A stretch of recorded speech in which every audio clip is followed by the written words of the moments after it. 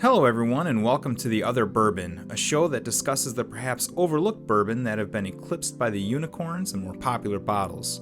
If you're like me and pretty much assume you'll never find that George T. Stagg randomly sitting on a shelf, but you wonder about the hundreds of other options within your budget, then you've come to the right place.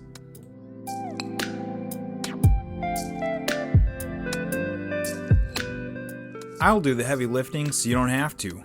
On every episode, I'll review an available bottle, and afterward, I'll rank that bottle against others within the same brand and within the same category, giving you a buyer's guide the next time you're shopping for that new pour.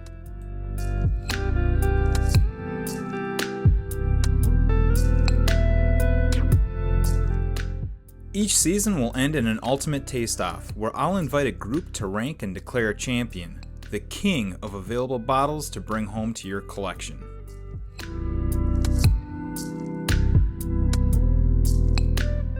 So grab a seat in your pour for tonight and let's get started.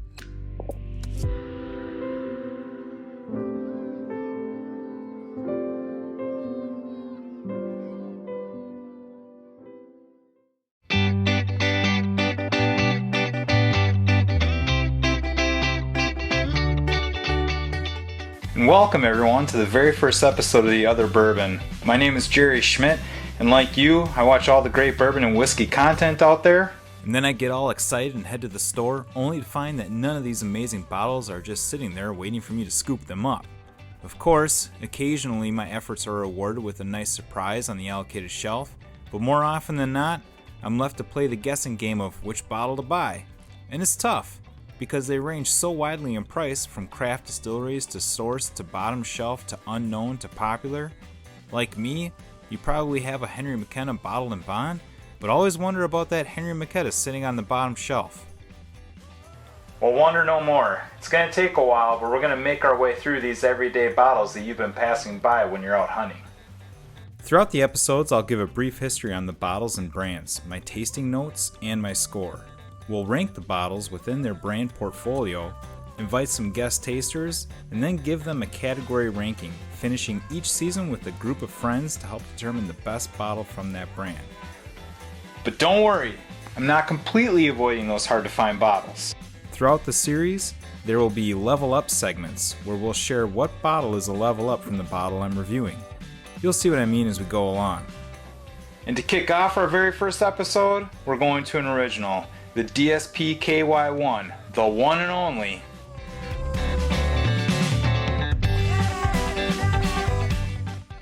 Evan Williams Kentucky Straight Bourbon Whiskey, named after the Welsh immigrant himself, is a brand by Heaven Hill. Evan Williams opened Kentucky's first distillery, hence DSP KY1, in 1783, and Heaven Hill started producing bourbon under the Evan Williams name in 1957. As is the purpose of this show, this bottle is already available at almost any liquor store you walk into.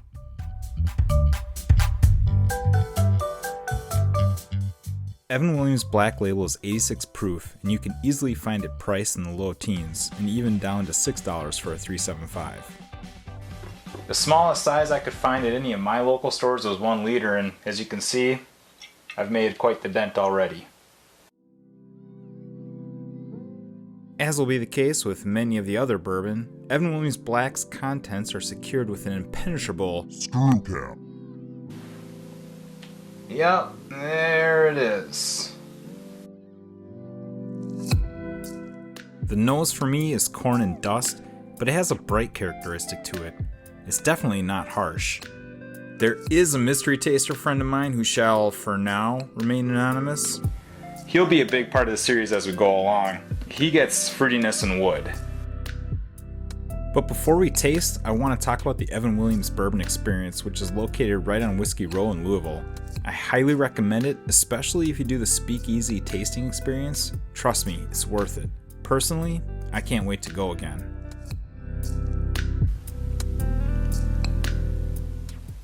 Me, I get very corn-forward notes. Like, this is like if you've had, a corn whiskey, you get that kind of dusty corn flavor for sure. It's also a little brighter, not as heavy, deep, rich. Mystery Taster gets woody with a hint of leather, moderate cinnamon red hots with mild sweetness. But hold on, we have our first Level up. A level up is when the option for a better bottle does present itself while shopping. So if, for example, you're in the market for a Black Label bottle and you happen to come across this bottle, then you should definitely Level up. This is the American Hero Edition bottle. These are an annual limited release, and according to the American Made Heroes website, Evan Williams has donated more than $375,000 through the foundation fund since 2015. Each year, they recognize 6 veteran heroes on these limited edition bottles. Go ahead and click on the link below and check it out. One of my favorite local stores had these available, and I got the label honoring retired Major General Rita Aragon. So for the exact same price as a Black Label, you can get a really cool limited edition bottle that supports a fantastic cause. This is about as easy of a level up as it gets. Now on to scoring. I have a separate video here that describes the scoring process, but I'll also take a minute here to describe it as well. How I do all my scorings is a 1 to 5 scale. 1. Do not like it. If I come across it again, I would reject it. I would not buy it, nor would I recommend anyone buy it. I will actively avoid this bottle. 2. It's okay, but not something I'm going to look for or buy again. If someone offers it to me, I'll drink it. 3. Your average solid bourbon. If I'm at a restaurant, I'd consider getting it. It's not a bottle I wouldn't buy again. Maybe it'll fit into the rotation as I work through other bottles. 4. Obviously above average. I'd probably get it again once it's gone, and I'd recommend putting it on the list to try. 5. Memorable. This is something I can't wait to try again. I'm actively looking for this bottle and would highly recommend it. It's a solid 3. You really got to consider the price. I mean, for the price, this is a great bourbon in my opinion.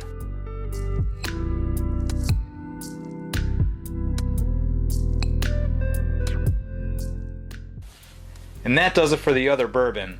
Now I should mention we'll be ranking as we go along, but since this is the first episode, we'll be ranking in the future episodes when we get to the other Evan Williams bottles. So don't forget to like, share, subscribe, and turn notifications so you don't miss the future reviews and of course the rankings. Evan Williams Kentucky Straight Bourbon Whiskey. What do you think? Is this a regular on your shelf? Do you love it? Do you hate it? Make sure to comment below.